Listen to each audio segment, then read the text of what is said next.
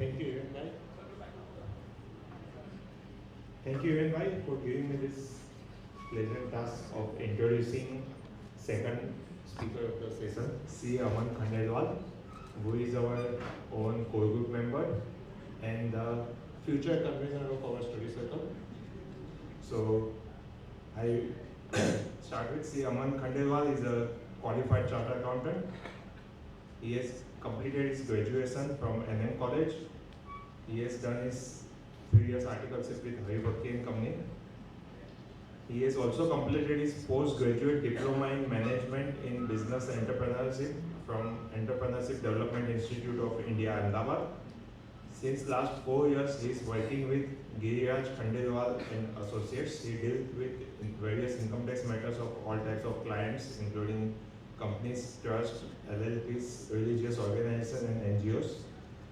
He is involved in formation and registration of charitable organizations, registration of trusts and societies under Section 12AA, 12AA and ATG of Income Tax Act, representation of clients before Income Tax Officer, Commissioner of Income Tax and ITT, statutory audit under Public Trust Act and Income Tax Audit, GSTs.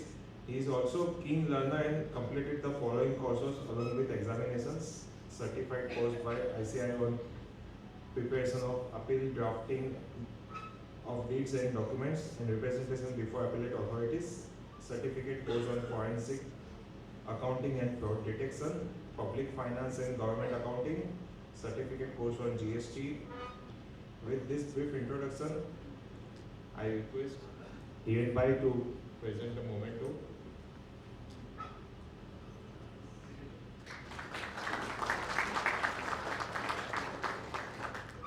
And also contribution to CAA.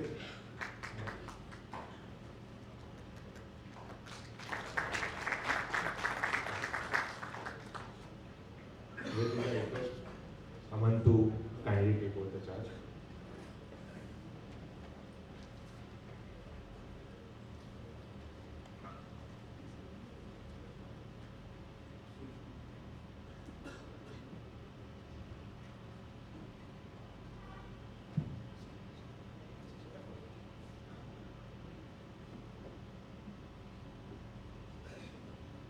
Good afternoon, members.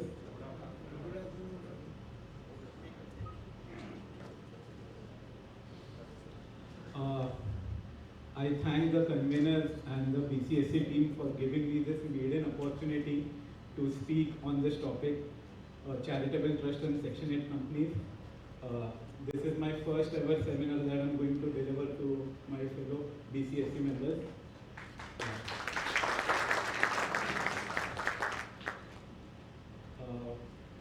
With this, I'll start my presentation.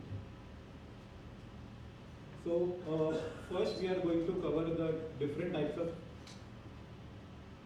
charitable institutes, the different forms of charitable institutes, and which one can be formed under which circumstances and as per the requirements of the organization.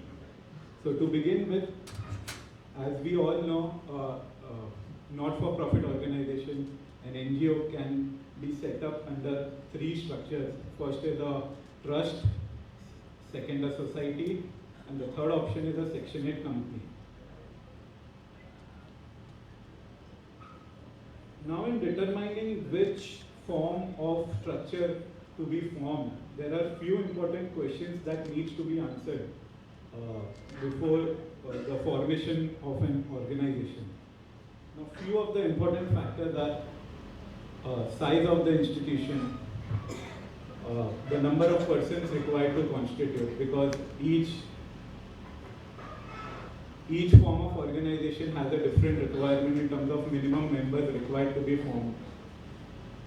The initial cost, a lot of times the small trusts, for them the initial cost or the formation cost plays a major role because of lack of funds.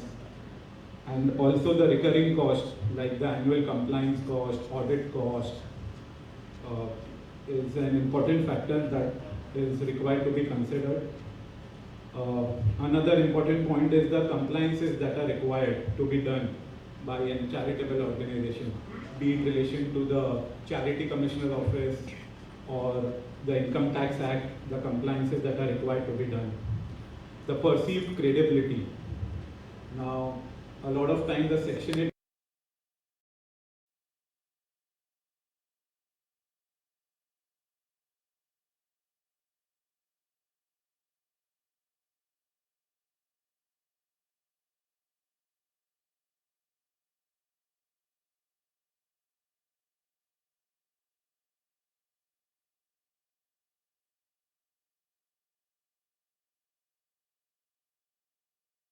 the salient features of all the three types of organization and the comparison between all three of them.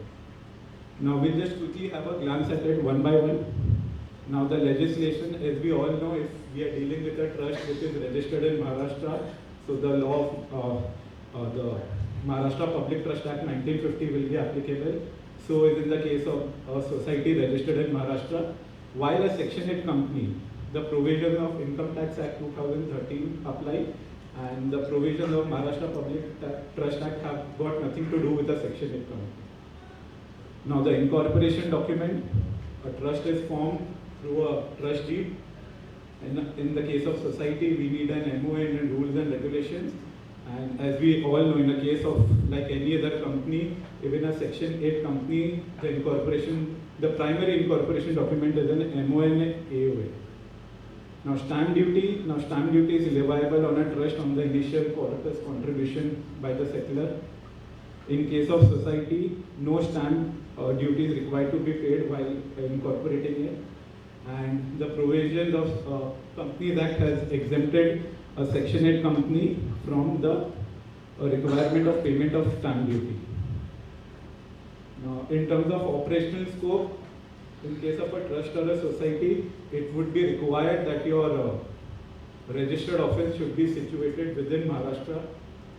But in case of a Section 8 company, there is no such restriction under the Companies Act. You can keep your registered office everywhere. In terms of the initial cost, it is quite low in the case of a trust, the formation cost, and so is in the case of society. But when it comes to a Section 8 company, the initial cost is a bit higher. There are various reasons for it. For example, you have to apply for the DIN of the directors, you have to apply for digital signature certificates, and usually the legal fees or the professional fees charged by a chartered accountant or the CS in terms of incorporation of a Section 8 company is comparatively higher.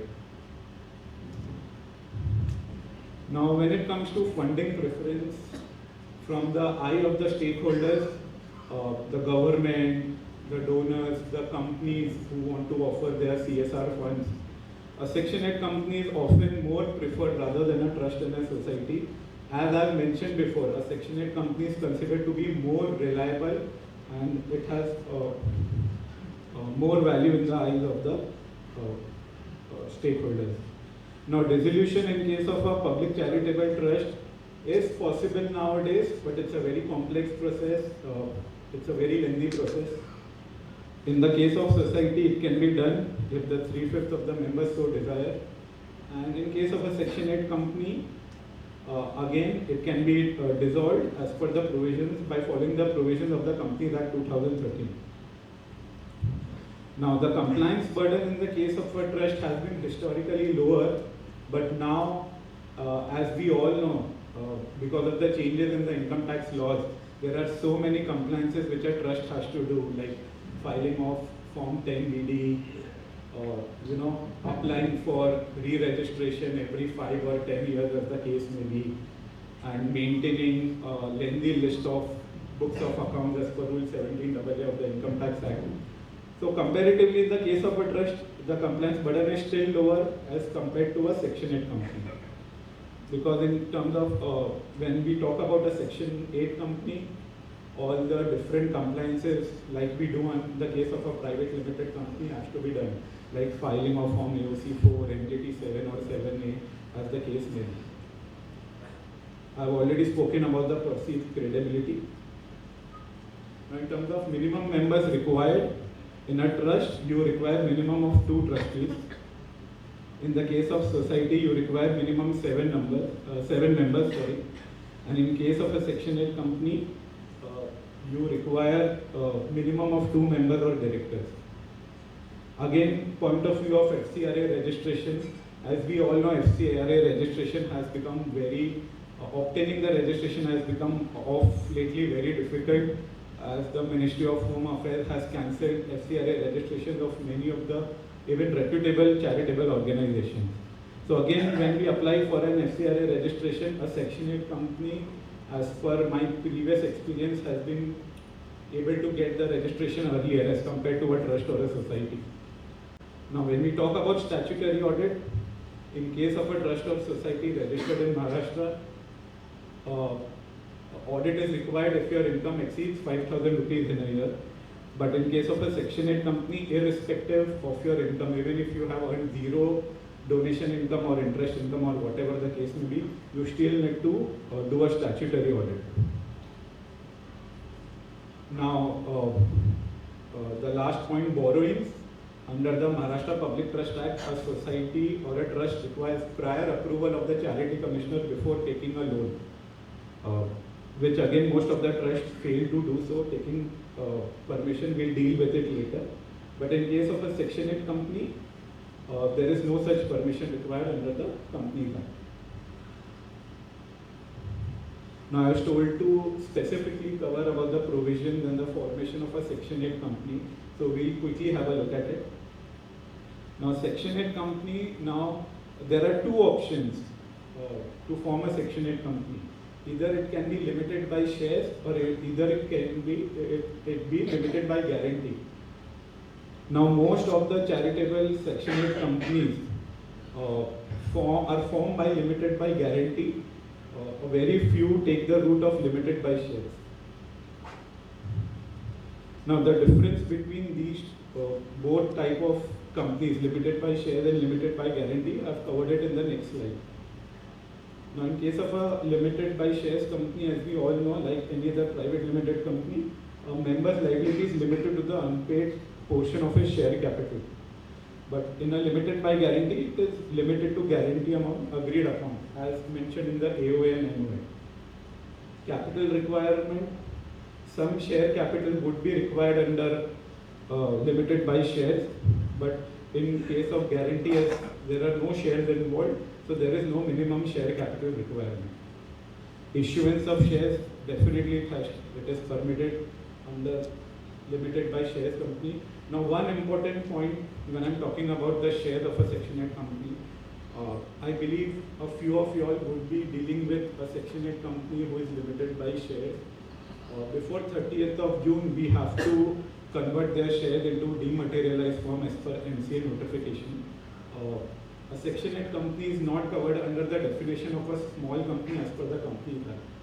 So a lot of professionals and trustees, the directors had this confusion. Aren't Section 8 companies covered as a small company, and why are we required to do this dematerialization?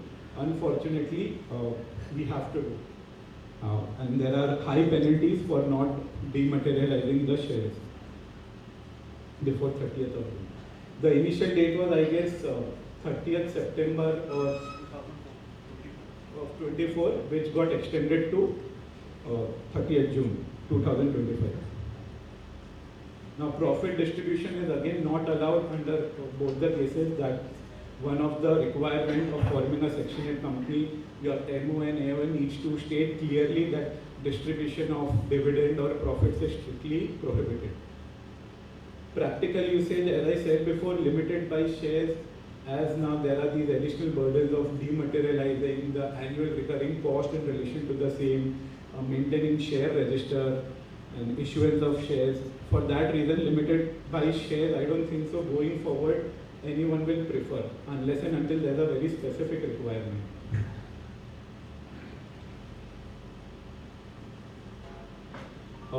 Now, when we talk about a Section 8 company, there are various exemptions and leeways given under the Companies Act for the operations of a Section 8 company.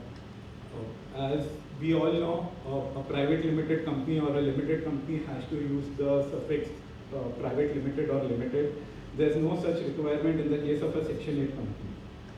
Now, paid up share capital, there is no minimum requirement. Stamp duty is exempted for a Section 8 company, which is okay. The notice period for holding general meetings. Now, for a private limited company, it is a 21 days clear notice, but it has been reduced to just 14 days clear notice in case of a Section 8 company.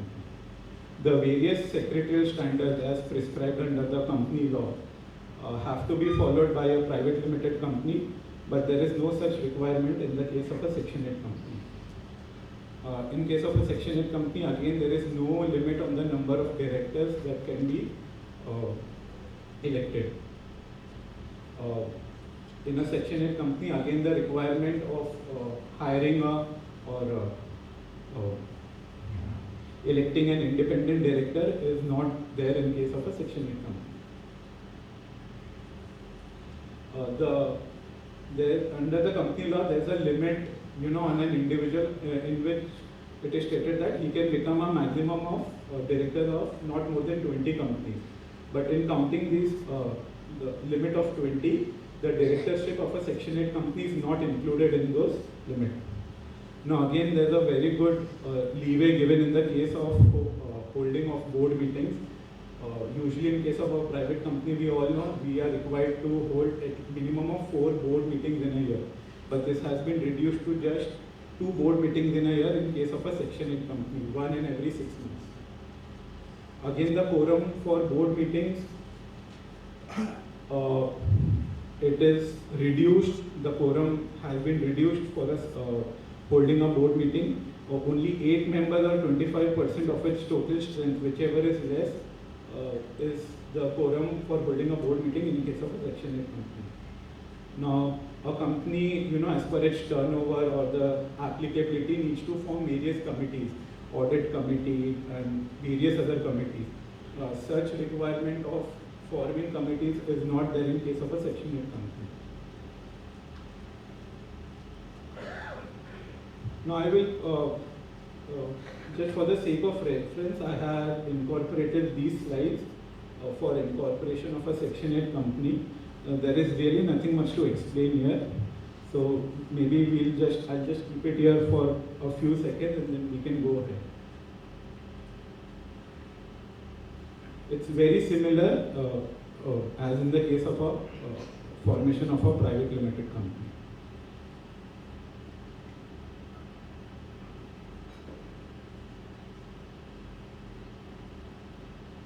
Now there are few other forms which are required to be uploaded while forming a Section 8 company.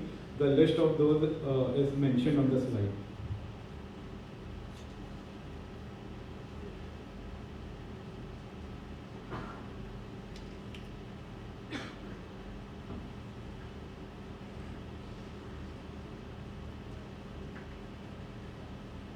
Excuse me, sir.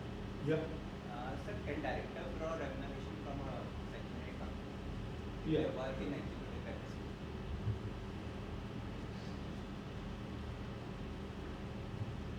But again, it has to be reasonable.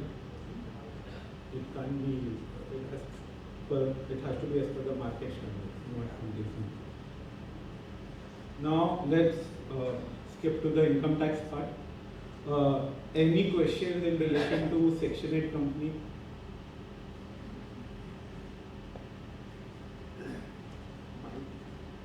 Is there a limit to maximum number of members? No.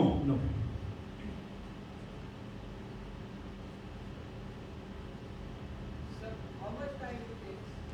To form a Section 8 company, just like any other company, if all your documents and application is in line, 2 to 3 weeks maximum, unless and until a query is raised by the ROC. Yes, sir.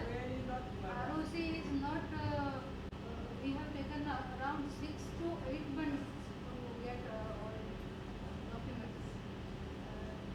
Regarding that address change or something, it's taking very much time, ROC. I don't know, it might be an exceptional case. In my experience, I have not taken more than maximum 1 month. No, sometimes the ROC site is not open. It is Now those are practical issues which we have to deal with. A lot of times you have to, I agree with you, a lot of times we have to follow with the ROC, raise queries, get it sorted, but I think it's not always that it takes so much time. That is why it is very important before incorporating a Section 8 company.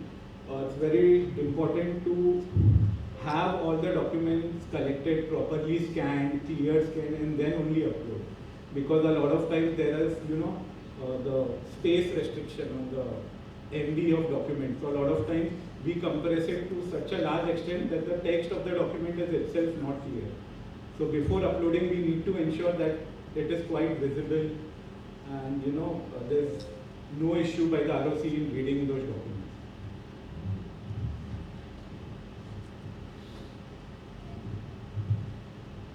Okay, now we'll cover the recent amendments as per the Finance Act 2025 and also a few amendments as per Finance Act 2024 which are applicable from 1st of April 2025.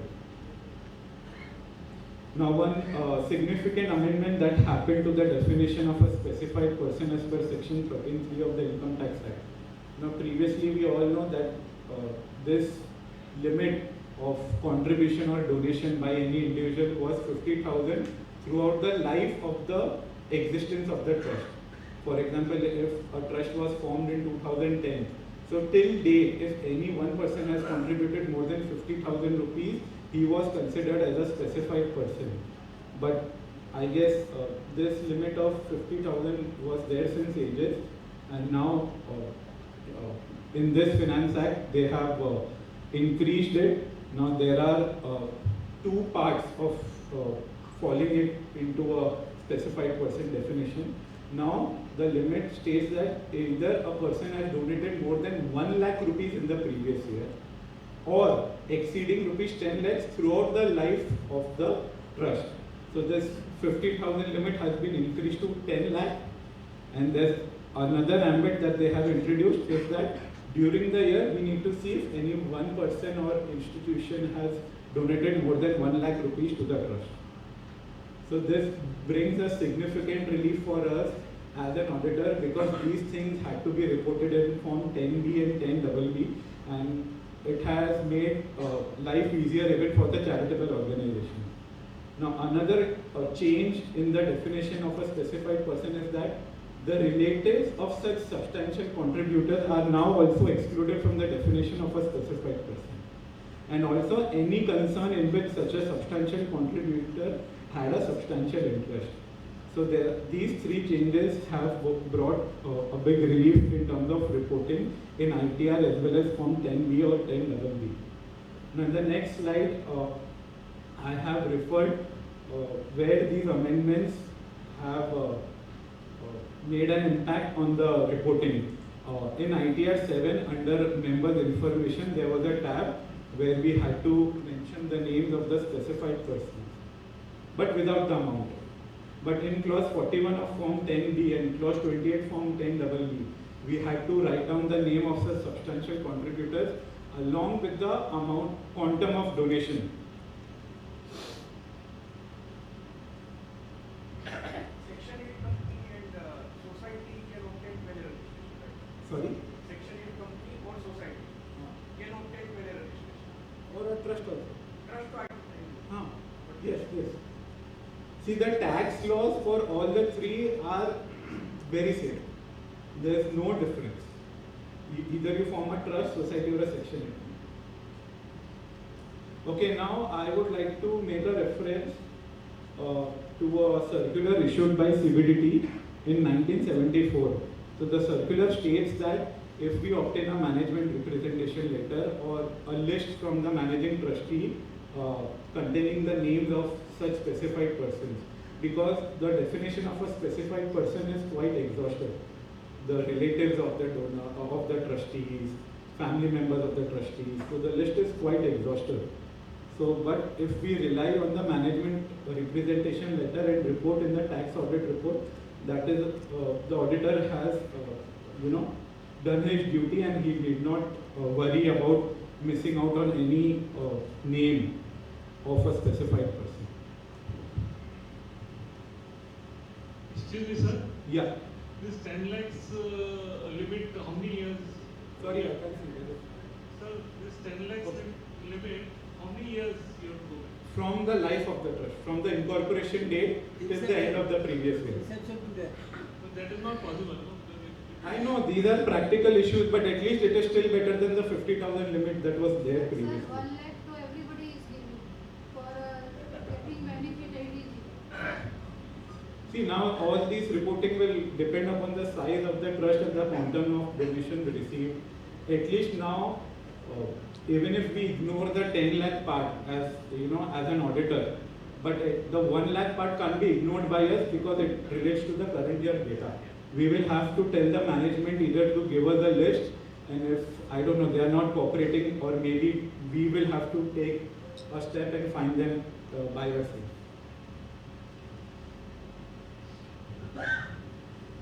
See now, in a lot of my client cases, again, this issue of how will we find out who has donated more than 10 lakhs or 1 lakh in a year.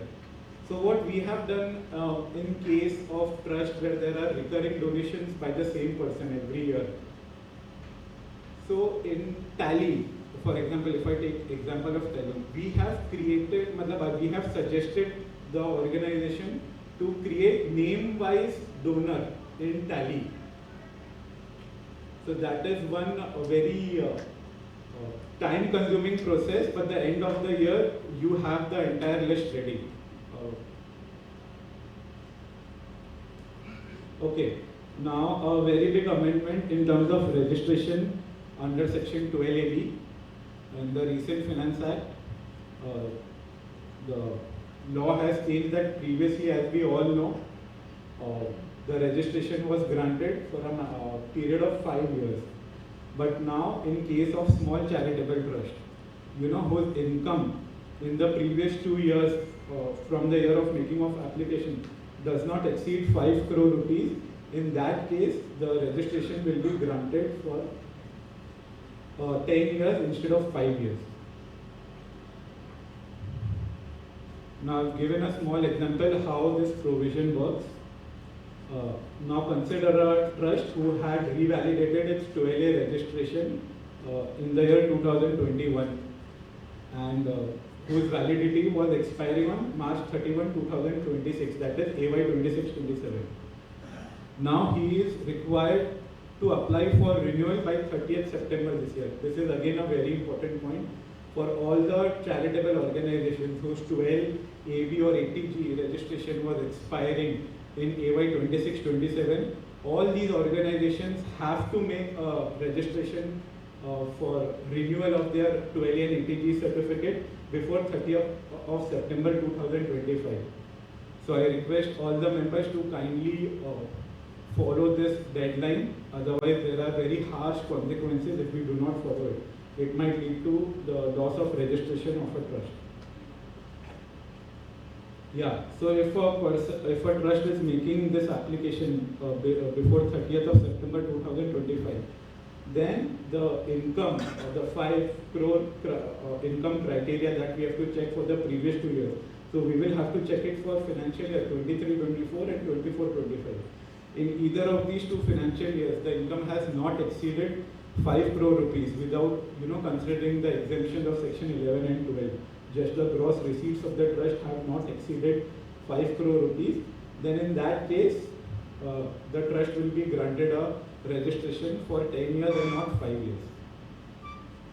Now there was a question that was asked to me by several professionals and trustees. What about the existing registrations? Does it get automatically extended to 10 years? No. The existing registrations do not automatically extend to 10 years. Whenever your next due date for registration is there, at that time when you make the registration after 1st of April 2025, then the new certificate will be valid for 10 years and your existing certificate per se does not extend to 10 years. Now there are a few dilemmas in this amendment. We look at it one by one. Any doubt in relation to this criteria of calculating income of 2 years? Any doubt? Okay, I have listed down a few of the dilemmas which are there in the proposed amendments. The first one is that the amendment will take effect from 1st April 2025. Now it is not clear if a trust who had made a registration in the made an application for registration in the month of March 2025. So the certificate will be issued obviously post 1st April 2025. So whether the certificates issued after 1st April 2025 will be given for 10 years, or only the applications which were made after 1st April 2025 will be given a registration certificate for 10 years is still not clear. Even I don't have an answer for that. I think any certificates which are issued after 1st April 2025, even though the application was made prior to that date, I think the government should consider and give a registration for 10 years. Now again, if after granting of registration for 10 years, what happens if the trust no longer remains a small charity? What happens if in one of the years the income exceeds by 5 crore rupees? There is no such thing or clarity given by the government. Will they have to apply for a new certificate or not? The answer is not clear. I have already answered this question. Will the amendment extend the existing 5-year registration period? No. It's only when you reapply for the certificate, the new certificate will be valid for 10 years. Now, in a case where a new charitable organization has formed, let's assume it has been incorporated in April 2025, and it applies for a provisional registration, and within the next, after getting after receiving provisional registration, it starts its activities, and within 6 months of starting its activities, it applies for a regular registration. Now, that trust does not have a track record of past 2 years because it has just been recently incorporated in the same financial year. So again, will it be considered that is it a small trust and given a registration of 10 years? Again, the answer is not clear. Now, one very important point about this amendment, that the amendment only relates to registration under section 12AB. There is no such amendment in section 83. So even though you might have a 10-year validity certificate for 12AB registration, but for 80G you will still have to apply every 5 years.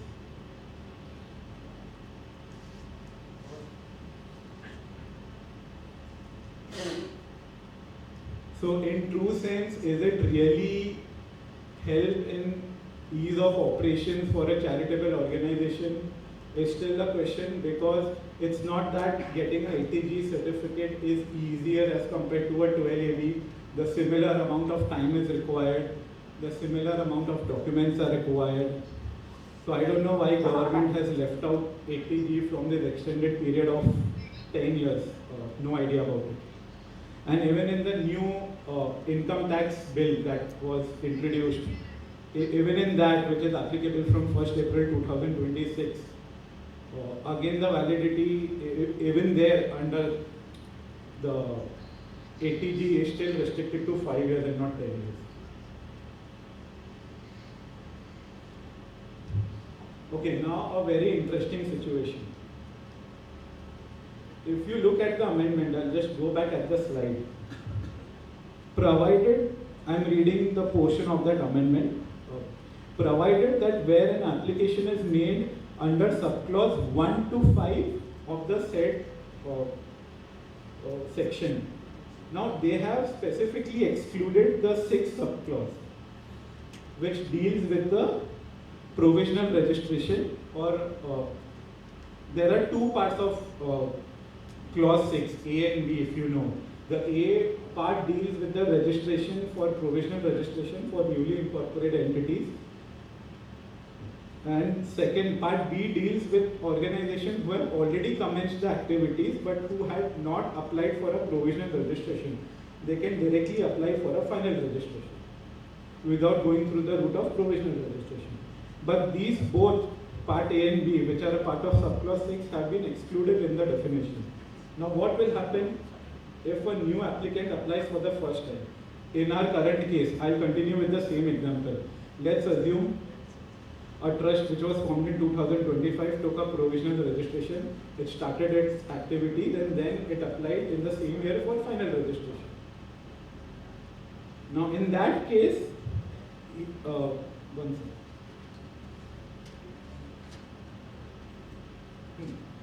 So in that case, for applying from provisional to final registration, the trust will apply under subclause 3, which is covered in the amendment. So it will get a validity of 10 years when it applies. Now what about a charitable organization who never opted for the provisional route, is applying for the first time for the direct registration? In that case, it will get a validity of only 5 years, the 12AB registration. So now in such a case, we will have to advise our clients for not opting for the direct route of taking the final registration. It would be better that the trust first takes a registration, provisional registration, and then immediately apply for a final registration. Start of the activity here means receipt of the donation or? I will come to that. So any doubt in whatever I've covered till now in terms of registration? Yeah. What happens if the donation is received in kind, like pledge is given to the trust? Sorry? Pledge is given to the trust. Yeah. Donation in kind. Considered as a gift or is it considered as a donation in terms of? See sir, I will come back to it. The thing is that now we'll go slide by slide. If you have any doubts in relation to this, the slide that I've covered, we'll first cover that. And then at the end in the Q&A section, we can take these questions. Okay. Otherwise it will break the flow of the presentation. Okay. Sorry. In duality, now Yeah. clause 1 and clause B is added recently. In 2023. But suppose somebody has a already old trust and they apply for the approval of registry in 2023 or 22. That 3 years is completed now. So then re-registration, when he will go for the registration, whether it should be for 10 years or 5 years? 10 years now, because they already have a provisional registration. They are applying for the final. That is under subclause 3 of 12AB AC.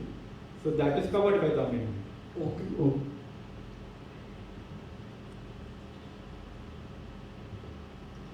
So again, I will conclude by saying for all your new clients or who are applying for 12AB for the first time, because there are a lot of charitable organizations which still have not opted for 12AB or ATP registration. So if they are applying for the first time, but obviously they have been in existence since years, if they want to take the benefit of this amendment, it would be better that they first apply for a provisional registration instead of going directly for a final registration.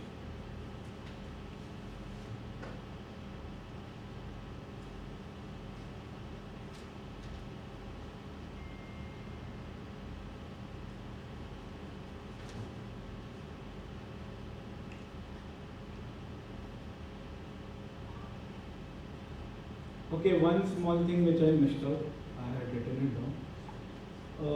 Here when I was talking about this amendment to the definition of a substantial contribution or a specified person, the government has failed to make changes in the relevant schedule of the ICAI. There they have still mentioned to list down the names of the relatives of such substantial contributor. I guess it's an error. And do we still need to report it? I don't think so, because the law has been amended.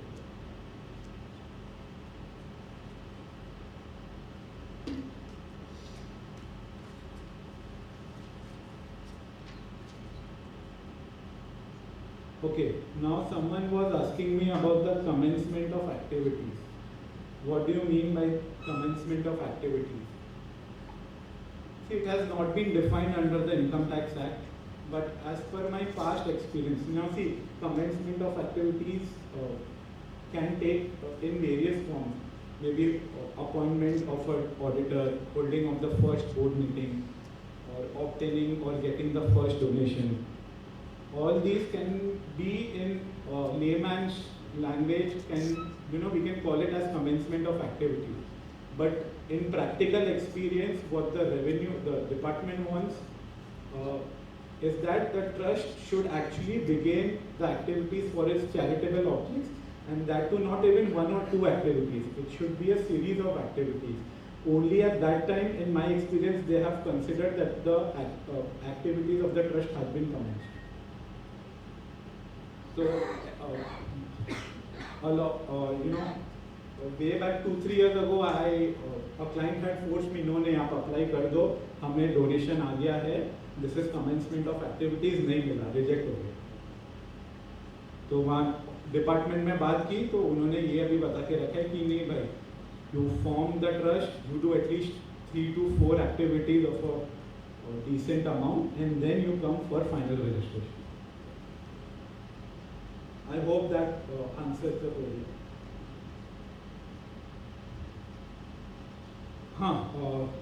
Just a reference, there was this small amendment made in terms, in relation to disposing of passing the order of 12AB registration or ETG registration.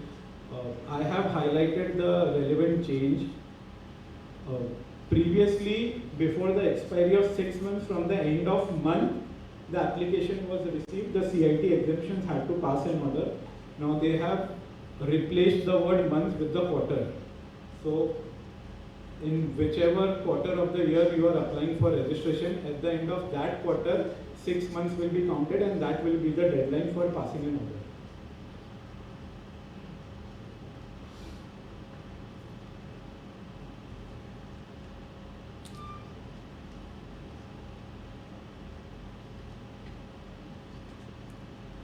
Okay, one more small but a very significant amendment. Now, subsection 4 of section 12AB, the explanation to that section deals with the specific violations. There are around 6 or 7 listed specific violations.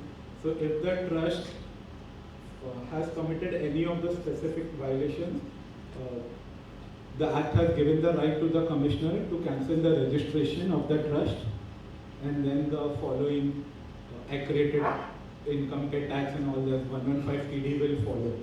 So we need to ensure that none of our charitable clients commit those kind of 6 or 7 specific violations. So in that specific violation last year, the government had mentioned that even if the trust has made an application for 12AB which is not complete, the application, maybe few of the basic details are missing, or let's say details, the mobile number of a trustee is missing. So even in such small errors, the Commissioner had the right to cancel the registration of the trust. Now they have removed the word where the application is not complete from that subsection. So now if you have made an application and there is a small defect in it which can be cured by making a supplementary application or by writing a letter to the Commissioner. So in that case, it will not be considered as a specific violation.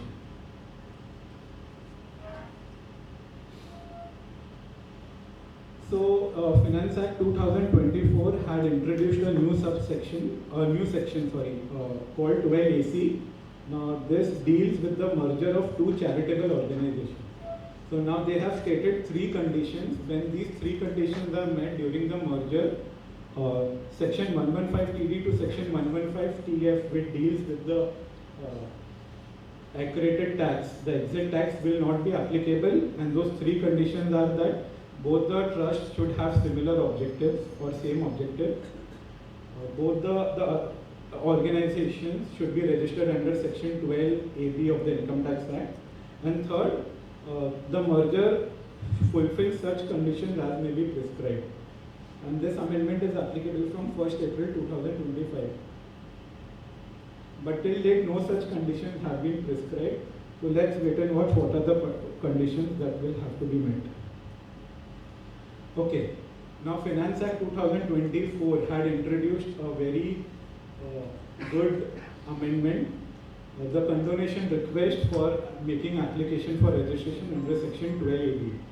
A lot of organizations did miss the deadline of renewal of their 12AA registration. A lot of organizations failed to convert their provisional registration into final registration, and the list goes on and on. So, to provide relief to such delay in applications, amendment was introduced by way of proviso under section 12A subsection 1, and it has given the right to the commissioner to condone the delay of making an application. Now this was effectively introduced from 1st October 2024. The law had become valid, but till 17th of April 2025, the utility it was still not incorporated in Form 10AB for making the request for condonation. So here I've shared the screenshot of income tax website at the below. So in the news center of the website, it was mentioned that now the validity has got live.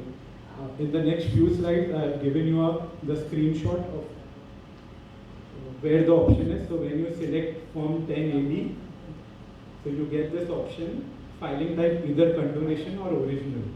So after selecting condonation, you need to select the period with effect from which year do you seek the condonation from. And there in the attachment part in Form 10AB, there is an additional attachment, 13th serial number. You have to furnish the delay in making an application. However, this utility as of now, it has just recently gone live in the past, I guess, वहाँ भले 17 अप्रैल लिखा था पर वो फिर भी site पे नहीं आ रहा था. I guess first week of May के आसपास से वो लाइव हुआ है.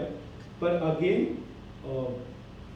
जो फॉर्म 10A का जो कंडोनेशन रिक्वेस्ट का टैब है वो अभी भी लाइव नहीं हुआ है. इसे फॉर्म 10AB का लाइव हुआ. तो जो ट्रस्ट थे जिनके पास बिफोर 1st April 2021 registration था 12AA में, those trusts had to renew their registration for 5 years. So 30th June 2024 तक the CBDT had extended the deadline. तो वो लोग जिनको अभी वो कंडोनेशन रिक्वेस्ट डालना है, तो वो अभी तक लाइव नहीं हुआ है. I don't know why. अच्छा, now this condonation request is just for section 12AB registration and not for ATG. So if you have missed your deadline to apply for the renewal of ATG registration, then there is no such option for condonation. Neither the law has empowered the commissioner to entertain any such request. Now and why is this so? I've covered in the next slide. Because they had made a small amendment in section 80G. Here is the comparison of the previous law and the new law. So now if you see, the part B has been changed and it just reads as commenced at any time after the commencement of such activities. So any organization which has missed the ATG deadline, आपको ये सब clause में you will have to make the registration and you will get it from the assessment year in which you had made the application. So previously there was this condition in part B that previously it shouldn't have claimed deduction under section 12AB in any previous year. So that condition has been removed.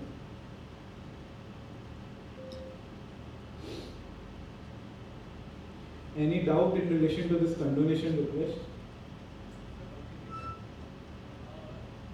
So the apply for that registration, that is for up to financial year 23-24, and we have applied for 12AB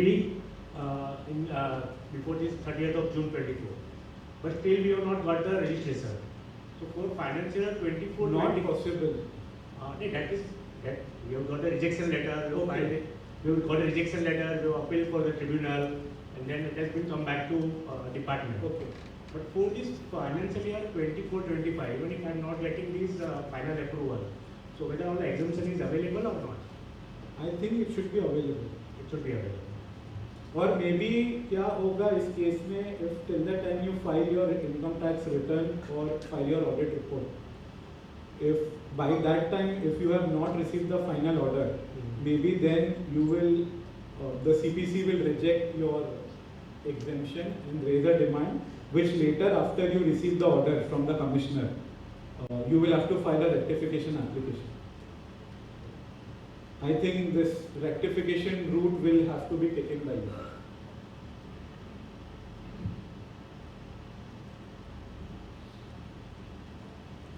Okay, now I've just incorporated a small portion of CSR, acceptance of CSR donations. Actually, fortunately, I get to work with a lot of chartered accountants. I get a lot of opportunities to review their work. A lot of members, our own members from BCSE are my clients, so I get to review their audit report or ITRs, or they take my services for filling the ITRs and all.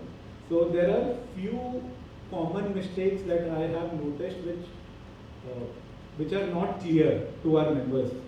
So in the forthcoming slides, I have focused on that. But before that, I will cover this. There's a doubt: when can a trust accept a CSR donation?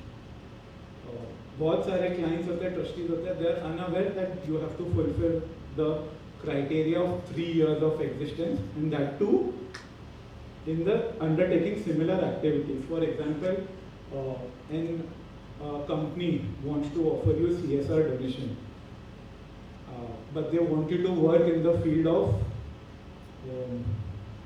education, but you have never worked in the field of education. So you can't accept that type of CSR donation. You will not be in trouble, but the company will be in trouble. तो अगर आप कोई particular काम करने के लिए donation ले रहे हो for whatever field, because whenever a company gives a CSR donation to a charitable organization, usually they sign an MOU कि आप ये पैसा यहाँ खर्च करोगे. So if you feel in MOU any of such objects are mentioned which you have not worked previously, please say no to the company. The company will fall in trouble. So for accepting a CSR donation, obviously the NGO needs to be registered under Section 12AB and 80G both. It should be either a Section 8 company or a trust or a society. And as I specifically mentioned, the 3 years criteria is not just linked to your existence, but working in that particular type of field for which you are taking the donation. If you have met all these 3 criteria, then you have to register with the MCA by filing form CSR1.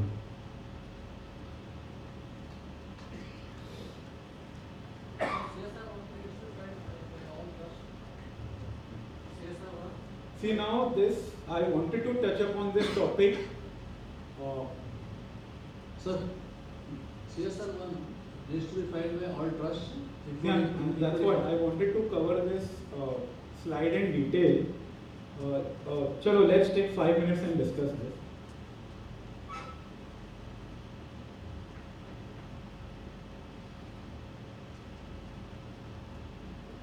See, CSR1 form has to be particularly be filed by the charitable organizations who want to intend to work as an implementing agency for the company and not just as a beneficiary. Now there's a very thin line of difference between an implementing agency and being a beneficiary. Implementing agency मतलब अगर मैं आपको practically example दूँ, जैसे Reliance foundation है, तो रिलायंस की जो भी ग्रुप कंपनीज है जो लिस्टेड है या अनलिस्टेड है, उनका जो भी CSR का काम है दे रूटेड थ्रू रिलायंस फाउंडेशन. तो मतलब रिलायंस वाले ने क्या किया, मेरा पूरा जिम्मेदारी, मैं तेरे को पैसे दे रहा हूँ, you fulfill all the CSR obligation as per companies act for me. वो होता है एक इम्प्लीमेंटिंग एजेंसी. अगर आपको ट्रस्ट सिर्फ एज अ बेनिफिशियरी पैसे देना चाहता है, not as an implementing agency, तो in that case CSR1 registration is not required. पर मोस्ट ऑफ द कॉर्पोरेट्स आपको CSR डोनेशन देने से पहले दे विल इंसिस्ट कि आप CSR1 में पहले रजिस्ट्रेशन लो, ये बहुत उनको समझाना डिफिकल्ट हो जाता है कि नहीं बॉस, हम इम्प्लीमेंटिंग एजेंसी नहीं बन रहे, हम सिर्फ बेनिफिशियरी आपके फंड, क्योंकि CSR लॉ क्या बोलता है, the activities have to be for the beneficiary. Beneficiary can be an individual, a group, a school और इवन अ चैरिटेबल ऑर्गेनाइजेशन. तो आइडियली जो मैंने आपको आंसर दिया वो थियोरेटिकल है, पर प्रैक्टिकली अगर कोई भी कंपनी, स्पेशली बड़ी कंपनी आपको CSR डोनेशन देना चाहेगी, वो इंसिस्ट करेगी कि आप CSR 1 में register.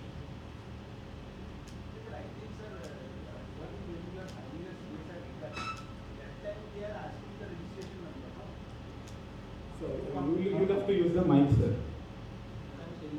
Whenever you are given a donation as a company, they are always insisting on that you should be CSR registered only.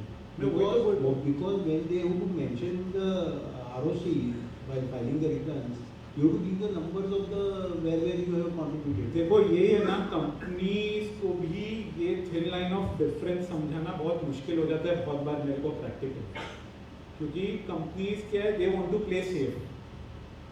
तो वो लोग इंसिस्ट करेंगे आपके पास CSR 1 रजिस्ट्रेशन हो, भले ही आप उनके इम्प्लीमेंटिंग एजेंसी की तरह काम नहीं कर रहे हो, आपको उन्होंने सिर्फ एक नॉर्मल डोनेशन दिया है to carry on further charitable activity.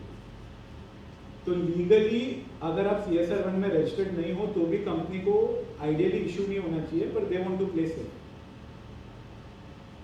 तो बहुत बार क्या होता है, जो प्रैक्टिकली होना चाहिए और जो होता है वो अलग ही होता है. क्योंकि मेरे को बहुत बार I have to argue with big corporates कि नहीं भाई ये डिफरेंस है, ये डिफरेंस है, कुछ मान जाते हैं कुछ नहीं मानते. तो अभी मैं आपको ये जो बेनिफिशियरी और इम्प्लीमेंटिंग एजेंसी का डिफरेंस है, will take an example. Suppose company wants to do the CSR activities directly, उनको बीच में इम्प्लीमेंटिंग एजेंसी को नहीं लाना, और CSR कमिटी के of the company has decided that we will provide fresh drinking water to schools in rural area. अभी suppose एक नया नया स्कूल चालू हुआ है कोई रूरल एरिया में, कंपनी की टीम वहाँ जाती है टू आइडेंटिफाई द स्कूल्स. अभी ऑब्वियसली एक स्कूल बना है तो एक ट्रस्ट नहीं बनाया रहेगा एक चैरिटेबल ऑर्गेनाइजेशन में, उसका जो लीगल स्टेटस है. अगर वो स्कूल को खुले हुए 1 साल हुआ है और वो ट्रस्ट को भी बने हुए 1 ही साल हुआ है, तो क्या वो कंपनी उसको डोनेशन देने से मना कर देगी? देगी कि भाई मैं तुम्हें पैसा दे रही हूँ, तुम ये बच्चे लोग जो आ रहे हैं इनके लिए तुम पानी का टंकी बनाओ to provide them with fresh drinking water. तो इस केस में जो ट्रस्ट है जो स्कूल रन कर रहा है वो बेनिफिशियरी है, it's not an implementing agency. Yes. Yes. Okay. But they have to give the utilization certificate. Utilization certificate अगर आप बेनिफिशियरी के रूप में पैसा ले रहे हो तो लीगली यूटिलाइजेशन सर्टिफिकेट की जरूरत नहीं है.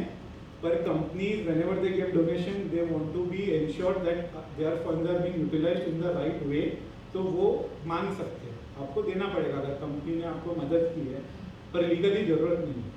तो अगर एज अ बेनिफिशियरी कोई ट्रस्ट को पैसा आ रहा है ना, तो once the company has transferred the fund ना, कंपनी का लायबिलिटी अंडर CSR अमाउंट खत्म हो जाता है.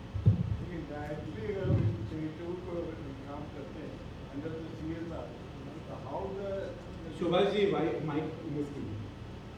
if directly I am implementing some project, not the through agency, how the department will ensure and they will not raise any issue for the donation, making the donation, whether it has been. देखो income tax को तो कुछ लेना देना नहीं है ना, आपको कहाँ से पैसा आ रहा है.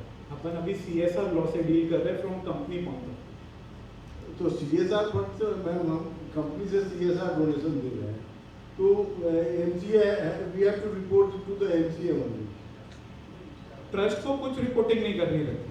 A trust who is receiving, he is not required to, but the company who is making the donation for their aspect. उसको भी पर डोनेशन पैसा कुछ रिपोर्टिंग रिक्वायरमेंट नहीं है. जो बोर्ड रिपोर्ट का पार्ट होता है CSR का, उसमें वो दे हैव टू मेंशन कि हमने कहाँ कहाँ स्पेंड किया, कहाँ नहीं किया, कितना हमारा फंड अनयूटिलाइज्ड रह गया. तो जब भी कोई बेनिफिशियरी को पैसा देते हैं ना, तो जरूरी नहीं है 31 मार्च के पहले वो पैसा यूटिलाइज हो जाए. वो बेनिफिशियरी वो पैसा अगले साल भी यूज़ कर सकता है, अगले 2 साल में भी यूज़ कर सकता है. यही मतलब एक टॉपिक है जो 2 घंटा ले सकता है, तो लेट्स स्किप, थोड़ा आगे बढ़ते हैं. Aman, in that case, 3 years standing of the trust is not required. नहीं, because you are taking money as a beneficiary. मैंने जो स्कूल का एग्जांपल आपको दिया. So, sir, just without any problem, If the trust has a ATG certificate, company gives a donation as if you carry out what your activity, it is considered as CSR activity Yes, done by yes, yes. That is what we can Yes. say. Okay. Just one more question. ATG deductions are entitled for income tax for that? देखो अभी इसके judgements तो favour में आ रहे हैं ICAI और सबके, because there is no restriction under the income tax act that a company can't claim ATG donation. मतलब वो डिडक्शन नहीं ले सकते फॉर CSR एक्सपेंडिचर. वो खर्चा डिसअलाउ होगा definitely under section 37. technology company is going for the new reason, so that not exactly please. नहीं हो. हाँ, पर अगर कोई कंपनी है जो एलिजिबल ATG का डिडक्शन लेने को, अब कुछ लोग फ्यू ऑफ माय क्लाइंट्स बोलते हैं नहीं हम वैसी चैरिटी का काम कर रहे हैं, टैक्स का हमें कुछ नहीं चाहिए, तो most of them they don't claim also. कुछ लोगों ने क्लेम किया है तो लिटिगेशन में गए, जीते. Even new reason, if the next 1.5 years and yearly then now donation is not allowed. Sir, this पर अगर कोई भी कंपनी लेना चाहे तो there are case laws which says that you can take. But this spending in the same year, it is also available for implementing agency. वो तो करना पड़ेगा इम्प्लीमेंटिंग एजेंसी. Same year. हाँ, सेम ईयर में. और जो अगर पैसा खर्च नहीं कर पाए, they will have to return it to the company and the company will have to deposit it into the unspent CSR bank. Aman, good afternoon. Aman, I just met an entrepreneur, startup entrepreneur in Pune last week. She's 17. I was very impressed with her, and this is what where we keep learning even after white hair. I was surprised that she made a presentation at a COP conference on ESG, and she was invited by the United States Department. I'm talking a little top 10, and I'll come to the point. This organization is basically headed by a 14-year-old boy studying in 8th standard. This I attended on the 2nd of June last week, this week. They have come to me with a very important question. They want to formalize their organization structure. Section 8 company, Section 8 company, trust or society, whatever. And the next thing that the text part, as I say, they wanted my advice. Now, it's in process. I have to understand the whole thing. But basically, they are basically a unit which is giving entrepreneurship a fillip in the country. My to the point question now on the slide. CSR is one part. Everybody wants some money, okay, as far as these NGOs and all these things are concerned. This gentleman, this young bunch of school students, they've come to me with something. They're all tech-savvy generation. I was very, very surprised, and in fact, I keep learning when you meet young people. These below 20-year-olds, they ask me a very important question. Sir मुझे ATG का exemption नहीं चाहिए, क्योंकि ATG में मेरे को खाली 50% मिलता है जो भी देता है उसको. और believe me, these are school students, 8-9 के बच्चे लोग हैं. दे आर नॉट CAs और नॉट इंटर CAs और CPT guys. One of them who is in the 7th standard asked me, sir एक 35A करके सेक्शन क्या है? तो I said, yeah, it's a section where you do for scientific research. Research or yeah. So बोलते हैं sir उसमें 100% deduction, जो मेरा डोनी है उसको 100% डिडक्शन मिलेगा. So on the same thing on this slide that we are talking of, if I go to a corporate and I tell them that sir I have got a registered Section 8 company, which is also registered under 35A exemption of the Income Tax Act, where 100% of the donations that you give to this entrepreneurship startup or organization who does all these things, activities. And believe me, I was so impressed. I would request our conveners and Borivali study circle to give me an opportunity to bring them to our study circle. Sir, I am amazed at why India is growing in spite of so much nonsense in the laws, so much fine-tuned, so much fine acts, okay? And I will share it of course with Ravi and Mr. Maru. We can invite them here. Okay. They've got funding from Shark Tank in crores. Sir, they are in 7th or 8th standard. I will request our study circle, if you can give me an opportunity, I will take it up offline with them. But sir, can we get this 35 exemption instead of 80G? I'm asking you a question, Raman. I don't think so. Huh? I don't think so. Why, sir? Finance Minister, go to Finance Minister. 35A is a organization. 35 exemption is given to organizations who are doing scientific research. Now this one bunch of young people are telling, we are doing research for the nation, for the country to grow entrepreneurs, which they don't do. Anybody else doesn't do it. My organization is giving a fillip to entrepreneurship in Tier C cities and towns. I'm doing something unique. I'm doing for the benefit of the country. Can I not get a 35A exemption? Well, I guess it's only for for-profit organizations. Section 35 kind of. तो for profit बना देंगे उसमें कौन सी बड़ी बात है? Sir, CAs have to get answers on both sides. We have to find solutions. We are not to discuss problems. That's one. Thank you for your answer. My gentleman next to me wants to ask you some questions. See, ICAI donation that we are entitled to under section 8G in respect of CSR activity. Broadly, we are supposed to classify CSR spending not as a donation, it's a discharge of CSR liability. So we don't classify in donation, then how do we claim 8G? Because in income tax return, it won't be classified as donation, it would be CSR activity only. But see, आपका जो CSR का जो account created रहेगा आपके books में जो है, उसके अंदर donation is a part of your CSR activity. तो पर से वो भले आपके फेस ऑफ द फाइनेंशियल्स पे you can see it as a donation, पर अगर if you have donated money you can take 80G deduction. But in return it won't be classified as donation. In that column where that donation amount is supposed to be returned, we won't be able to write anything because these are in respect of discharge of our CSR liability, so it has to be related to CSR activity. I will have to look into it where it has to be reported if you want to claim, because this is a very practical question that you have asked me. There is a separate column in the ATG, chapter 6 and deduction. We're talking about the P&L part, right? Currently we are talking about P&L में donation करके एक tab होता है. In return, there is one column of donations, and we can claim it with the receipt because we are giving all the details, name of the donee, their numbers, accrual. So I guess then you will have to bifurcate your CSR donation name, मतलब the expenses into two parts. Then would be that the discharge of our CSR liability? Yes. But both laws are different.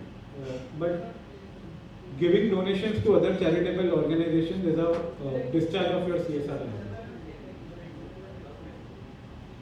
Okay, we have just completed 50% of the slide. I guess we need to go.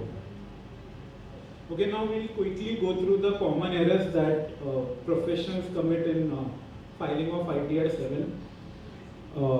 Now, in the initial few pages of the ITR, the return asks us to provide us with the details of project or institutions run by the trust.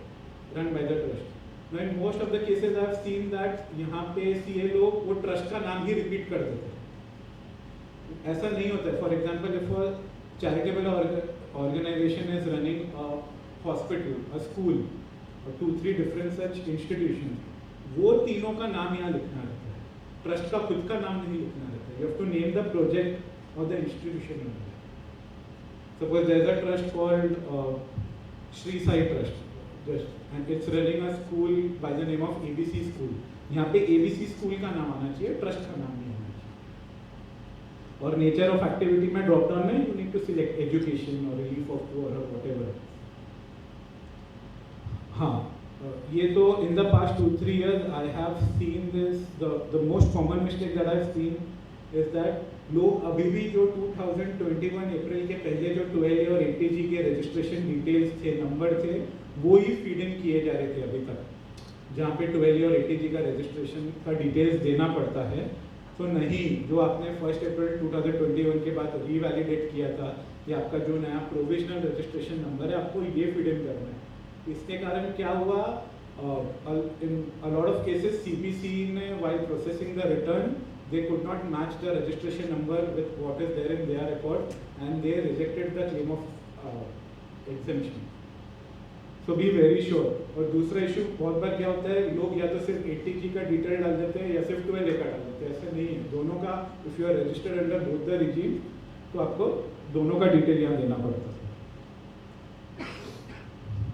हाँ, now trustee, settler or shareholder details. In this tab again I have seen incomplete reporting a lot of times. For example, when we talk about a Section 8 company, तो लोग यहाँ पे directors का नाम तो लिख देते हैं, पर they fail to provide name of the shareholders who are holding more than 5% of share. A lot of times people write the name of only the trustees, yet settler if he is alive उसका नाम लिखना भूल जाते हैं। तो I guess this has to be filled with a bit of care. Details of substantial contributors, ये तो मैंने किसी को भरते हुए देखा नहीं है, मतलब 10 में से मैं 10 ITR रिव्यू, मतलब 100 में से जितने भी 100 ITRs में रिव्यू करता तो उसमें से हार्डली 5 ITRs में I have seen professionals filling in here the details. They state that नहीं भाई, ट्रस्ट के पास ही रिकॉर्ड नहीं है, ये वही पार्ट है, the limit which has been increase to 1 lakh और 10 लाख ना, these are the names that we have to mention. Again, details of corpus fund. Now in ITR there are 3 bifurcations.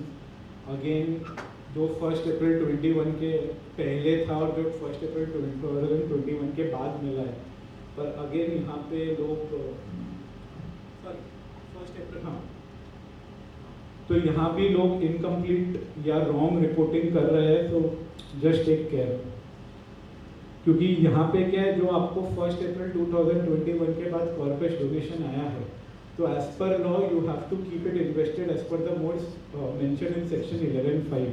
तो अगर यहाँ सबसे राइट में 1-2 टैब है, वहाँ पे मेंशन है कि आपने कितना पैसा उसमें से as per mode section 11(5) invest कर रखा है। तो अगर यहाँ पे रॉन्ग रिपोर्टिंग होती है, CPC ITR प्रोसेस करते टाइम डिमांड रेज कर देगा। जस्ट क्विकली, हाँ ये ठीक है। हाँ, balance sheet, I have seen a lot of professionals filling incomplete balance sheet और नॉन बैलेंस शीट भरते ही नहीं है। आई डोंट नो हाउ, फिर भी ITR प्रोसेस हो जाता है कुछ लोगों का, आई डोंट नो व्हाई, पर ensure that you are filling in, because यहाँ पे जो आप कुछ फिगर्स डाल रहे हो, they are link to your other schedule of the ITR, specially your investment in section 11(5) वाला जो फिगर है, वो आप ठीक से भरोगे। राइट हैंड साइड में द सेकंड लास्ट जो रो है, out of 5 investment made in section 11(5). So be very careful. यहाँ आप जो भी एसेट्स भर रहे हो, तो बैंक में भी अगर पैसा आपने डाल के रखा है FD के अलावा, तो वो भी आपका 11(5) में you need to count it and report it here. Yes, यहाँ पे मोस्ट ऑफ द ITRs में मैंने इश्यू देखा है, your ITR first asks you to mention your nature of expenses, and then further it asks you to mention कि आपने पैसा जो ऊपर खर्च किया वो कौन से सोर्स से खर्च किया। तो यहाँ पे आप जो C1 टैब है, इसके अलावा आप कहीं भी फिगर भरोगे वो आपका एज एप्लीकेशन ऑफ इनकम मानेगा ही नहीं। A lot of times people skip to put this part. तो पहले तो ITR प्रोसेस हो जाता था, पर आई गेस अभी वो स्कीमा माइट भी इशू देता है, तो लोग भर रहे हैं, पर मैंने इससे पहले बहुत बार देखा है कि लोग नहीं भरते।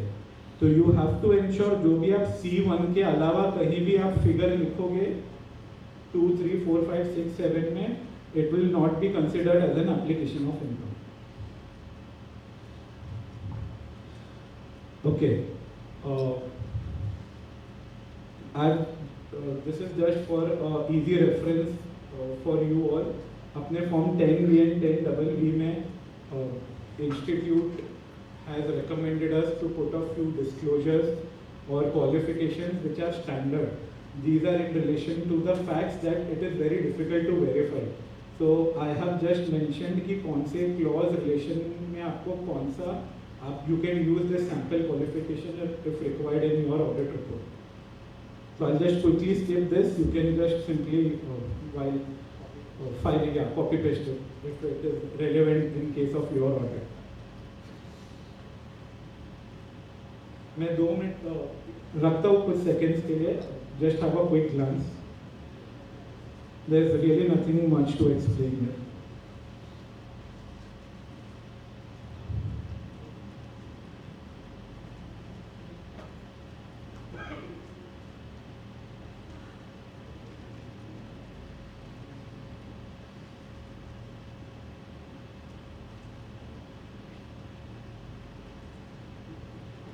We again institute in its guidance note,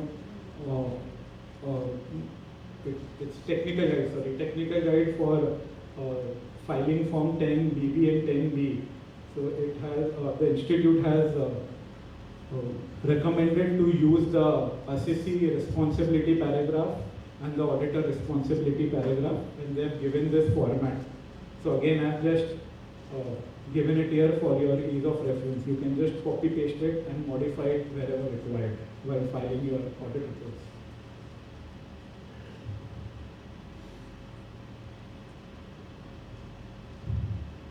Okay, now these changes are irrelevant for most of the trusts, so I'm just quickly skipping this slide. I guess on 9th May, around 9th May, the ICAI 7 was notified for AY 25-26. So there were 4 or 5 major changes which were introduced, which were in line to the amendments in the capital gain section. For 23rd July के पहले क्या बेचा, पर for most of the trust the capital gains is not calculated as per the provisions of the capital gains. तो normal जो आपका cost था और आपने किस पे बेचा, दोनों का difference ही उस हिसाब से capital gain calculate होता है. So I don't think so. Most of the trust को ये amendments are applicable. Now I was told to also cover the income tax bill and the provisions in relation to the same. I will come back to this at the end if time permits. Or should I cover it now?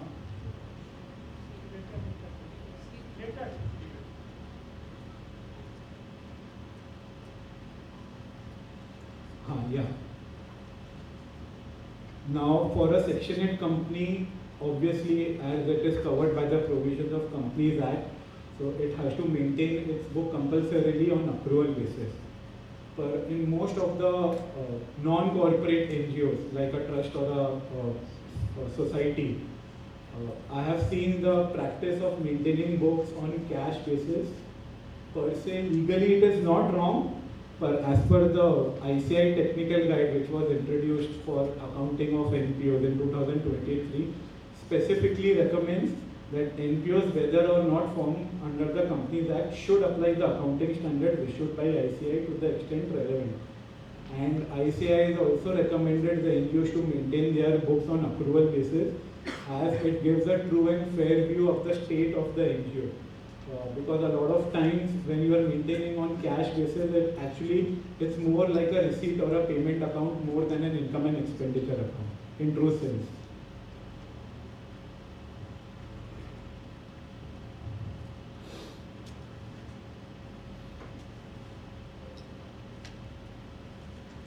So just for your ease of reference, I have mentioned a few accounting standards which we need to ensure that the NGOs are, adhering to. I am not dealing with each and every accounting standard, but I think that's more or less we are aware of because we use it in the preparation of accounts of corporate entities. Okay, now coming to this slide. Now when we are the audit report under the MPT Act, that is the Maharashtra Public Trust Act, they have given a specific format for the auditor to report on a few clauses.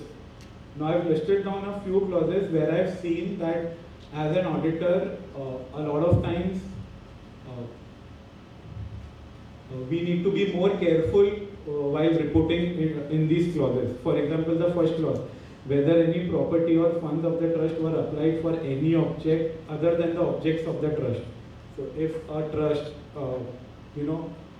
which in the object clause is, they have only mentioned that they are going to operate in the field of medical relief and not any other field. But if they have utilized their money even for providing education, so then we have to report that here. And one more point is that in the list of queries that was shared with me, someone had asked, what if a trust spends, the query was in relation to the income tax law, what if a trust spends on objects which are not mentioned in the trust deed but covered under the definition of section 215, which deals with the definition of charitable objects. It is not allowed, it is a specific violation under the Income Tax Act, and the Commissioner has the right to revoke your registration. So when we are doing the audit of a charitable organization, it is very important that we first have a look at the object clause of that organization and ensure that none of the spends are against the objects of the trust. Again, whether tenders were invited for repairs and construction involving expenditure exceeding rupees 5,000. Here again we have to see whether the tenders were invited or not, and randomly yes, no, nahi likh sakte. If the tenders were not invited, you have to specifically write here no. Whether any money of the public trust has been invested contrary to the provision of section 35. So जैसे income tax में section 11(5) है for the list of investments, वैसे Maharashtra public trust act में section 35 है. So we have to ensure that the investments are in line with the provisions. Whether the maximum and minimum number of trustees is maintained. Trust deed में लिखा रहता है कि minimum इतने trustees होंगे, maximum. That's an essential clause of a trust deed. So a lot of times we don't refer to the trust deed to that particular clause, and a lot of times misreporting हो सकता है. आपने गलती से no लिख दिया कि yes लिख दिया. Whether the meetings are held regularly as provided in such instrument. So usually board meetings का जो ट्रस्टी के मीटिंग्स का जो क्लॉज रहता है ट्रस्ट डीड में वहाँ लिखा रहता है that we will meet once in 6 months, once every month, जो भी लिखा है. अगर वहाँ पे लिखा है वी विल मीट 3 months में एक बार, so you have to ensure while auditing कि वो आप वो चारों मीटिंग का नोटिस और मिनट्स लेके वेरीफाई करो और उसके बाद ही यहाँ येस नो लिखो. और उसका जो नेक्स्ट क्लॉज है वो in relation to the board meeting, whether the minute books of the proceedings of the meeting is maintained. तो आपको मिनट्स बुक एक्चुअली वेरीफाई करके यहाँ येस नो लिखना है. And again in relation to the audit under the MPT act, तो MPT act में वो लोग ने फॉर्मेट दिया हुआ है फाइनेंशियल्स का. सो वेन एवर कोई लॉ में स्पेसिफिकली फॉर्मेट दिया हुआ है, we have to ensure that we adhere to it. A lot of times I see that the organizations are not adhering to that format. So kindly refer to those. अभी एक काम करते हैं, पहले जो ऑनलाइन क्वेरीज आई थी ना, मैं उनको quickly I resolve them and then we can cover the remaining part of time for this.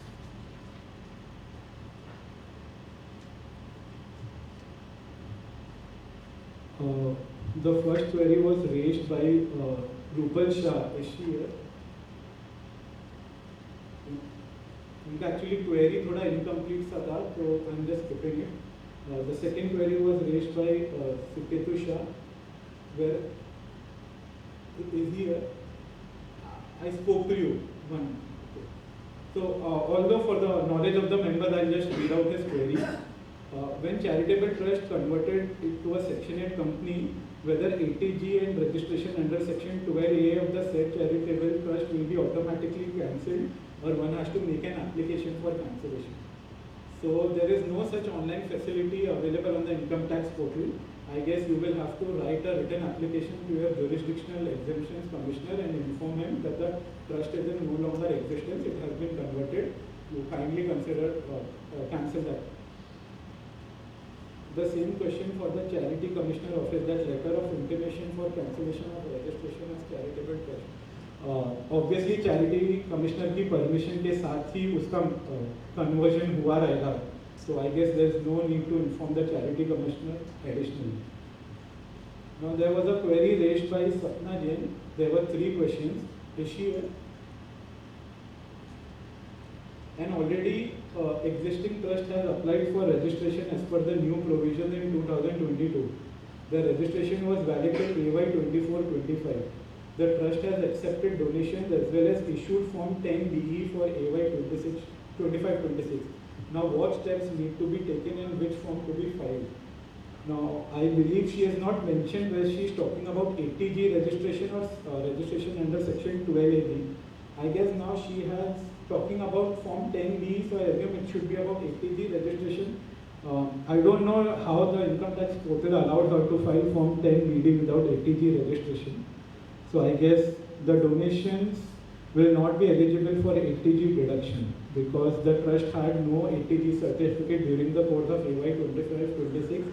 And again, as previously mentioned, there is no provision for condonation of delay for 80G registration.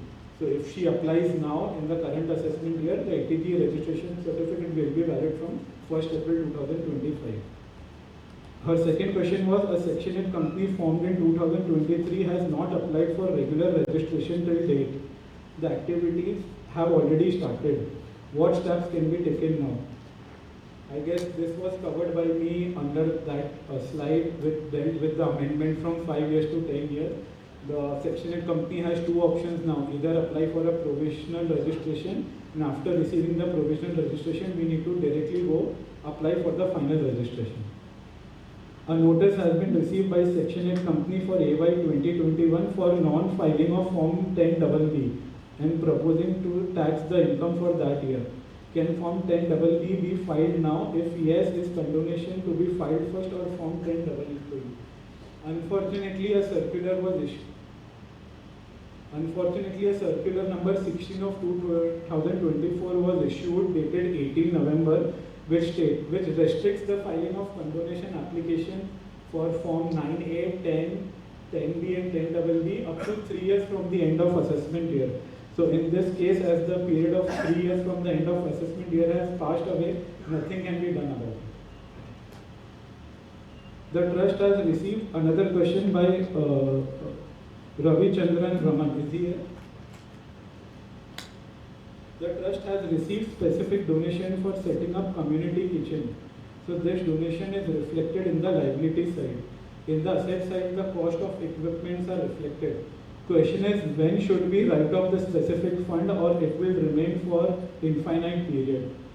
See, I guess it was a specific donation, so it can be termed as a corpus donation, which you would have hid in your corpus donation account. So one of the way of reflecting the utilization of corpus fund is that you reduce that amount from that corpus fund, create another ledger in the name of corpus fund utilization account and keep it in the balance sheet. Okay. Can trustees, another question by Ramdas Kapadia, is here. Can trustees be eligible for remuneration? Yes, they are eligible provided it is mentioned in the trust deed and it should be as per the general standards. It should be, it shouldn't exceed the normal limits. Another question by Jasmeet Gandhi, can a trust converted into Section 8 company is required to file financials with Charity Commissioner's office? No, it is not required, as the status of the trust has become inactive in the records of Charity Commissioner. No further compliances are required to be done after the conversion into a Section 8 company. Another question by Saroj Bala Dharmendra. Consequences of application of fund beyond the objects of the trust but covered in Section 250. I have already answered this question. So this will have to be reported in your Form 10BB or 10B also in your report under NPT Act also. Another question by Ravichandra ji. Is it required to get a MRL for auditing of a Section 8 company? Definitely yes. Not even a Section 8 company, I take MRL even from societies or trusts. That is required because a lot of clauses like the names of specified persons, utilization of funds which were accumulated up to 15% of the previous year. All these information are not available with you as an auditor, for which an MRL is definitely required. Why most of the charitable entities avoid Section 8 NPOs? Question by Hemant Mehtaji. It's about more of lack of guidance, perception about recurring cost. वो लोग को लगता है कि private companies ऐसे compliance करने पड़ेंगे because the cost of compounding an offence under Companies Act is quite high. Suppose under Maharashtra Public Trust Act, if you fail to furnish your audit report for a particular year before the due date, it can be easily done by paying a very nominal amount of fee. But if ये Companies Act में होता है तो you know आप उसका per day के हिसाब से penalty और वो सब लेवाई होता है. Section 8 company has to be more professionally managed. तो ये सब जो perception है about high cost and recurring compliances, I guess that stops them. Why most of the there was an error in 10B. This is a question by Jai Prakash Tiwari. Accumulation of 15% was not mentioned, but an ITR exemption amount was mentioned correctly.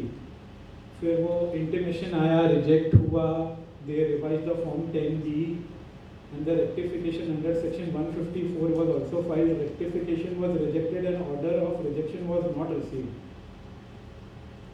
Appeal was filed against the said rejection order. What is the best solution for this? I guess going for an appeal is the best option that you all have selected. It's just that you need to take a copy of the rejection order of under section 154 by writing it to CPC or the AO, or you can file an RTI, because obtaining that rejection order copy is quite essential for filing of an appeal and to fight it in a correct way. What are the nuisances? What are the details required for filing of Form 10AB for re-registration of a trust? By Rajkumar Nagpal. What are the nuances of filing Form 10AB for re-registration? As such, there are no nuances. Most of them, as per the amendment, I have dealt it in my slide. And in relation to the documents which are required, you require the audit report of past 3 years. You need the details of all the trustees, their Aadhaar number, mobile number. You need the copy of the registration certificate, Darpan ID, and the trust deed. These are the basic set of documents which are required. And for ease of reference, you can refer to the attachment part of Form 10AB. Your query will be solved. No, but they say that because as on asset liabilities as on date of application. Abhi, now that's a very grey area. Most of the people, while filling the form, in filling that tab in relation to assets and liabilities, usually people fill जो previous year ending वाला figure था लोग वो डाल देते हैं बराबर. और what I do is that मैं जितना latest accounts बना सकता हूँ before the date of application मैं वो figure डालूँ. उसका कोई सही या गलत reply नहीं है. Most of them वही करते हैं. If any trust is not maintaining a regular accounting record और आपको application करना है, so you have no other option but to fill the details as per the last audit.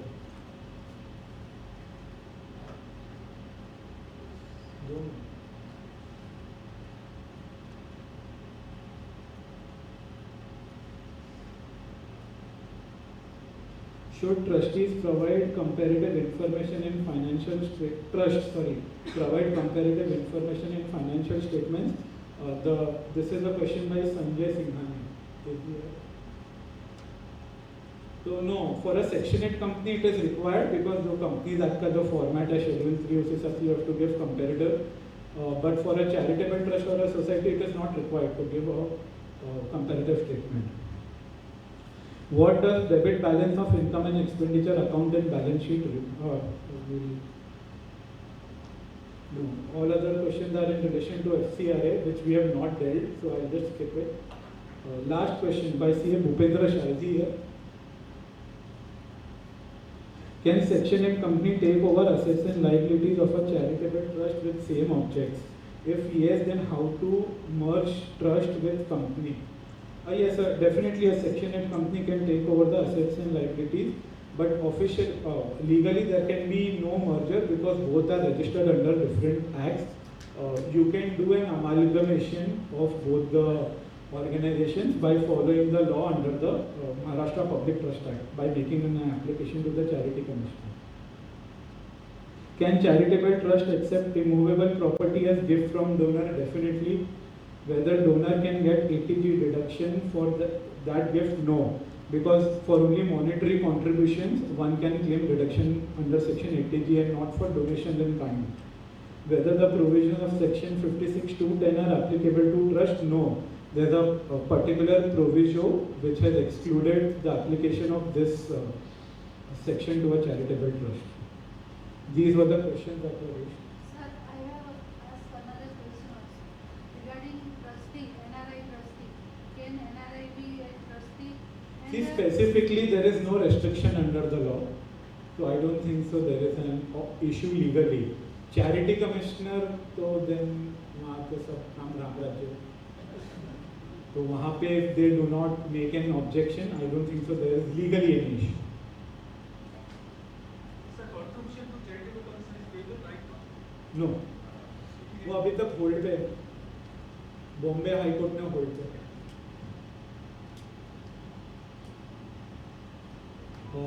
I guess if there are no further questions.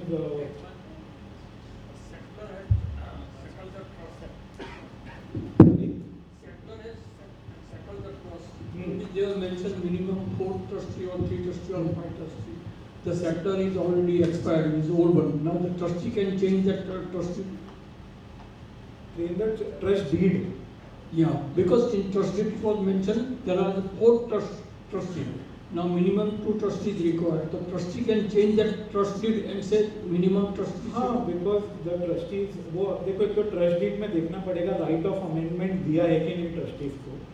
और वो वैसे allowed है, trustees can amend the trust deed, but they have to file a scheme with the charity commissioner for making any amendment in the trust. They can definitely make any change. Oh. But it's a very lengthy affair. It takes around 6 to 7 months minimum to change a trust deed. Oh. Change report नहीं scheme file करना पड़ेगा. Yeah.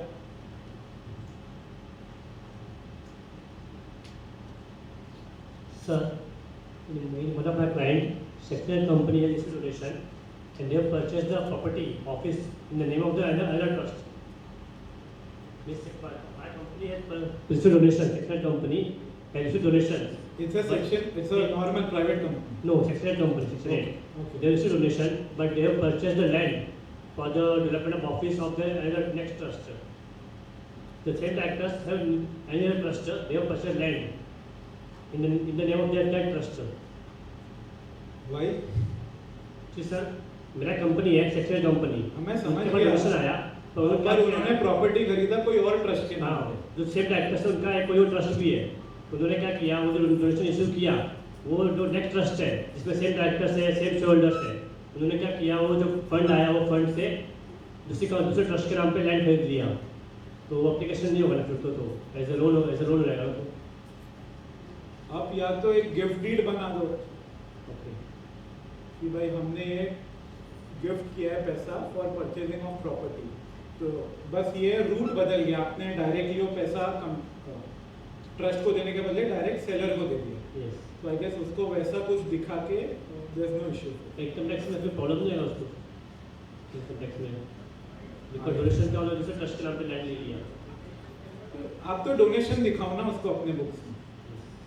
आप अपने book में ऐसे मत record करो. You have given donation to other trust, ऐसा दिखेगा. पर वही है, उसका सिर्फ आपको if you are showing it as donation, तो अमेंड हुआ था income tax law last year, तो आपको उसका सिर्फ 85% खर्चा मिलेगा क्लेम में.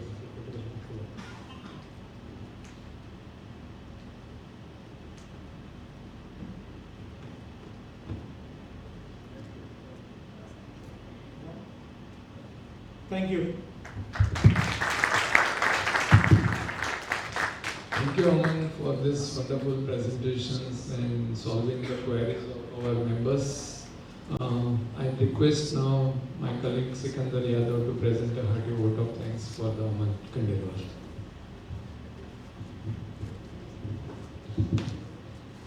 Thank you, Giriraj bhai.